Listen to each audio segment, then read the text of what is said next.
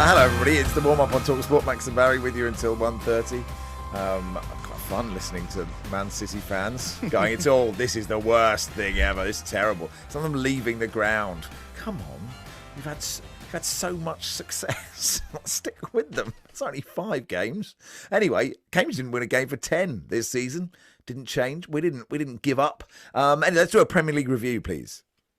Max and Barry's Premier League review on talkSPORT.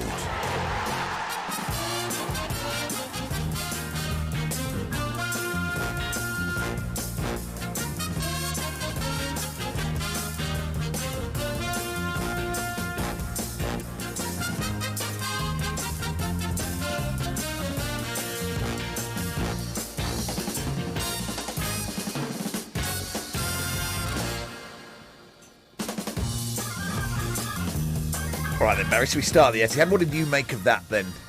I thought Spurs would win. I did not expect them to play that well. I did not expect them to win 4-0, and I was surprised by just how far the mighty have fallen, or some of them anyway, at least, insofar as Manchester City coughing up cheap possession that led to goals,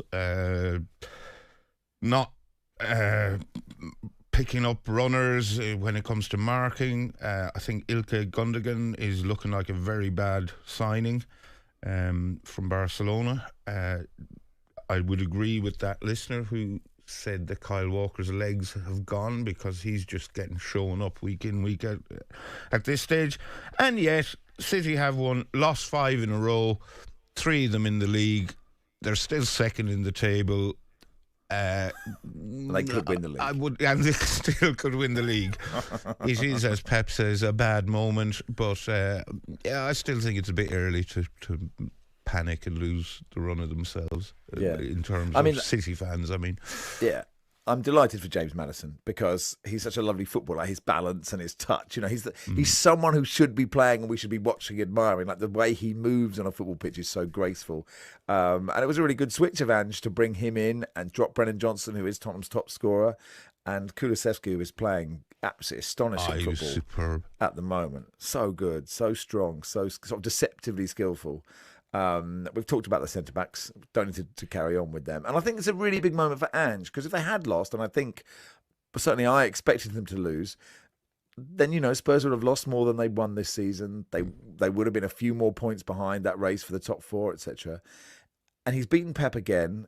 I think everyone will just lay off him for now, until obviously they lose at home to Fulham next week, which there are 2 things that Spurs fans think. One is they're going to lose at home to Fulham next week, and 2, I don't think any Spurs fan was confident of victory until about the 87th minute. I reckon by then you're like, City can't get 3 now. Just on Kyle Walker, I do think, I agree. He got done by Traore, didn't he? And then there was someone else recently. But to be fair to Kyle Walker, he'd been doing shuttle runs for 93 minutes, and Timo Werner had been on for a minute. That's not fair, is it? That race is really not fair, is it? And I just don't. It's really hard to say. I think everything you said about City there is true, right? In terms of Gundogan being a bad signing. Obviously, they were missing Rodri and Kovacic, and everyone's talked about Rodri. Maybe having an injured player saying, "Look, I am really good. Here's my trophy to show how good I am. I'm so much better than everyone else, than all the players that are playing." But Johnny Lew had a good piece in The Guardian talking about Haaland, saying he scored 2 goals in 7 or something. He scored 2 in his last 7. And his XG is just under 8 in those 7 games. So that's not good. That is like when people say, "Do you know what? I reckon I'd get a couple for City in that time." He missed. The scoreline. It's easy to forget. City dominated the start of that game yesterday, and Haaland missed 3 very presentable chances before Spurs had scored, and he missed another 2 later on in the game, and they weren't all sitters, but they're chances you would expect him to put away. Yeah, and I agree with that.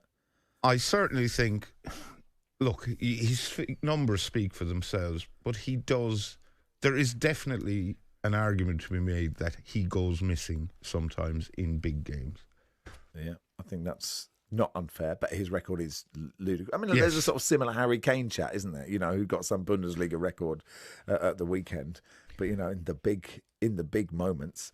So look, well done, Tottenham, and commiseration, City. It'll be all right. Don't burn your season tickets. You may well win the league. It'll be fascinating to see how they come back from this. Let's do Arsenal Forest. No, would you mind if we go yes. to Leicester Chelsea, please? Because Yeah, please. I Why want to not? get angry with Steve Cooper. Oh yeah, do you know what? I'm with you. I You am carry on. just sick of his whinging. He is a serial moaner about referees. I watched Leicester 1, Chelsea 2 yesterday. Then I went to Champion Hill in South London and I watched Dulwich Hamlet, who I have a bit of an affinity for, get beaten by a team called #United, who had a veteran of 2 Love Islands playing up front for them. And I'm going to say to you now that both Dulwich Hamlet and #United were better than Leicester. And Leicester deserved to lose that game against Chelsea. They were second best in every single department. The scoreline of 2-1 flattered them. They should have had 2 men sent off, Boubacar That's the best Soumaire bit. and Wilfred Ndidi. And after the game, Steve Cooper has the clanging brass balls to come out and blame their defeat on the referee. And I mean, if this was a one-off, you'd go, all right, fair enough. He's just, soiled himself or whatever. But this is every single time Leicester lose a game. It is nothing to do with Leicester's many, many, many shortcomings as a football team. It's always because of something the match official has done to them. And I am absolutely fed up with it. I thought that F was going to be something else. The anger you were in.